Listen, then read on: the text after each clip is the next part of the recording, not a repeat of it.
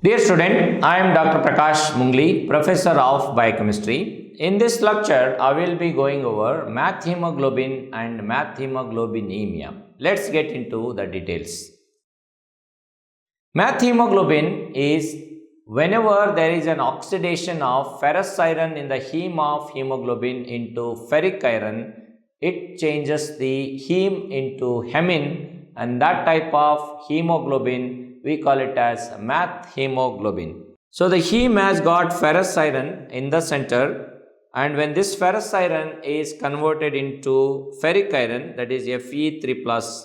So here heme, it is converted to hemine. This is basically oxidation of heme into hemine. So if it is associated with the globin there, so hemoglobin is converted into methemoglobin. So note that ferrous iron has got 6 valency and 4 valencies are satisfied by nitrogens, 4 nitrogens present in the pyrrole rings. 5th valency will bind with histidine, and the 6th valency is the one that will bind with oxygen. Whereas ferric iron has got 5 valency, that means 4 nitrogen atoms in the pyrrole ring bind with 4 valency, and 5th valency is bound with the histidine in the globin chain of hemoglobin, and there is no 6th valency to bind with oxygen. And that's why methemoglobin, it is an ineffective oxygen transporter because it do not bind with oxygen. About 1% of circulating hemoglobin in our body, it will be there in the form of methemoglobin because of the oxidation of ferrous into ferric. And also note that, so this methemoglobin is maintained at 1% or even less, 0.3% or up to 1%. That is because of an enzyme called NADH cytochrome B5 reductase enzyme. As you see here, the cytochrome B5 reductase enzyme, it is going to reduce the ferric iron present in methemoglobin into ferrous iron and bringing it back into hemoglobin form. And this NADH cytochrome B5 reductase, during this process, it will be oxidized, and that oxidized form of NADH cytochrome B5 reductase need to be reduced back, and that will consume NADH plus H plus, because H and H plus present in NADH H plus, they are the ones which act as a reducing molecules. That's why this enzyme name is NADH cytochrome B5 reductase. So this is a protective enzyme for maintaining or keeping methemoglobin levels at low levels so that we have sufficient hemoglobin molecules to carry oxygen from lungs to the peripheral tissue. Now, based on the etiology, there are 2 types of methemoglobinemia. One is acquired methemoglobinemia, and that's because of exposure to oxidizing drugs and chemicals like nitrites, nitrates, nitric oxide, local anesthetics like benzocaine, lidocaine, prilocaine, and sulfa antibiotics, and even reactive oxygen species that are endogenously produced. All of them may lead to oxidation of ferrous iron in the heme of hemoglobin into ferric iron, leading to increased methemoglobin level. As long as a person has sufficient activity of NADH cytochrome B5 reductase enzyme working, so this methemoglobin will be converted back into hemoglobin by reducing ferric iron back into ferrous iron. Okay, so still if there is too much of reactive oxygen or oxidizing radicals are taken in the form of like nitrates, nitrites, nitric oxide, local anesthetics, which all lead to the oxidizing molecules, so that may still lead to elevation of methemoglobin in the blood, and that condition is called as methemoglobinemia. excess methemoglobin in the blood is called as methemoglobinemia. So these are acquired causes for methemoglobinemia.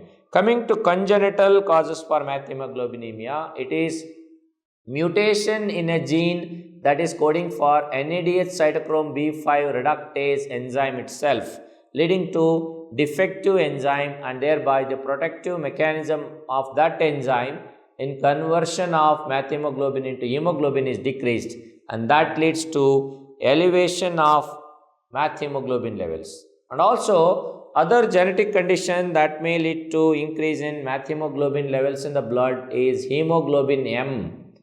Hemoglobin M is where, because of mutation, the proximal or distal histidines which are present in the globin part of hemoglobin, which are the ones that will bind with the ferrous iron of heme of hemoglobin, and also the histidines which are stabilizing binding of oxygen to ferrous iron.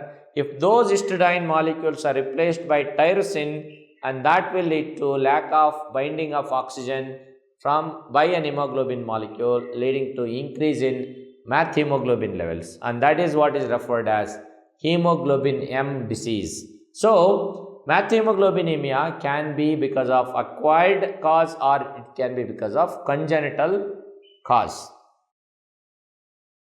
So what are the clinical features of methemoglobinemia? Skin color is dusky, so dusky discoloration is seen in methemoglobinemia, and blood color is chocolate brown, and this is because of increase in the quantities of methemoglobin in the blood, especially when its level rises up to 15%. Note that normal is around 1%, but if it rises to 15%, the blood color may change to chocolate brown.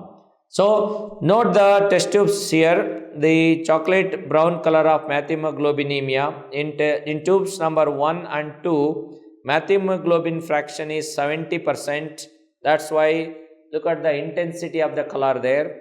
And in tube number 3, methemoglobin is 20%, whereas tube number 1 is normal. So that's how the change in the coloration can go on in methemoglobinemia depending on the percentage of methemoglobin that is found in the blood. And also above 15%, neurological and cardiac symptoms may be seen. About 15% of methemoglobin levels in the blood. Levels higher than 70% is usually fatal, lead to death. And also congenital methemoglobinemia, that is NADH cytochrome B5 reductase enzyme deficiency. Patients will show slate gray cyanosis since the time of birth. So these are some of the clinical features that are seen with methemoglobinemia. Now let's correlate the symptoms that are associated with higher levels of methemoglobin, like the percentage of methemoglobinemia and what are the common signs and symptoms that are observed. So if the methemoglobin levels are between 3 to 15%, it will lead to slight discoloration like pale gray or blue coloration of the skin. If the percentage increases to 15 to 20%, it will lead to cyanosis, slate gray coloration of the skin, and chocolate colored blood. You got to remember all these things. And 25 to 50% of methemoglobin lead to headache, dyspnea, lightheadedness, weakness, confusion, palpitation, and chest pain. And 50 to 70%, it will lead to abnormal cardiac rhythm, changes in the heartbeat and all that, altered mental status, delirium, seizures, coma, and lead to profound acidosis. And if the methemoglobin level is more than 70%, it will lead to death. Let's come to treatment of methemoglobinemia. Methylene blue is the treatment for methemoglobinemia because when the methylene blue is given, it is converted to leukomethylene blue, which acts as an antioxidant, and it converts a ferric iron in methemoglobin into ferrous iron, thereby decreases the methemoglobin level. So it is the drug of choice for methemoglobinemia.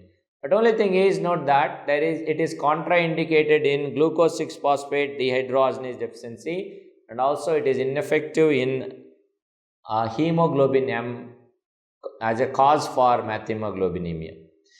And also exchange transfusion and hyperbaric oxygen is given. IV hydration and bicarbonate is given for metabolic acidosis, and other medications that has an antioxidant activity and reduce methemoglobin levels, which are tried as secondary line of treatment, is ascorbic acid, riboflavin, cimetidine, ketoconazole, and N-acetylcysteine.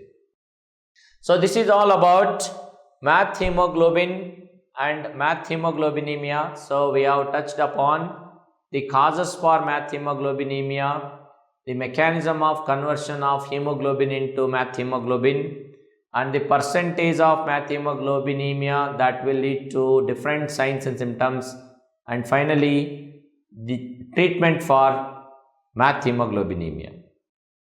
Thank you.